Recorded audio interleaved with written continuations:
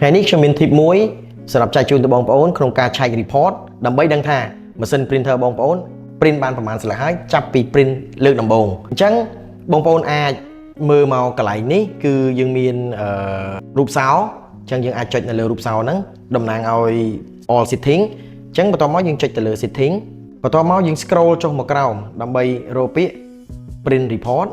បន្ទាប់មក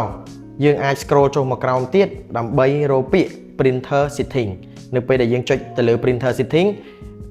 នឹងបង្ហាញថាមានប៊ូតុង yes ហើយនិង no បើសិនបើយើងចង់ print report នឹងចេញយើងអាចចុចទៅលើប៊ូតុង yes អញ្ចឹងយើងនឹងធ្វើការរងចាំទាំងអស់គ្នាថាតើម៉ាស៊ីន printer មួយនេះគឺចាប់តាំងពីប្រើមកគឺប្រើបានប្រហែលស្លឹកហើយបាទអញ្ចឹងបងប្អូនអាចឆែកជាមួយខ្ញុំទាំងអស់គ្នាសម្រាប់ម៉ាស៊ីន printer នេះ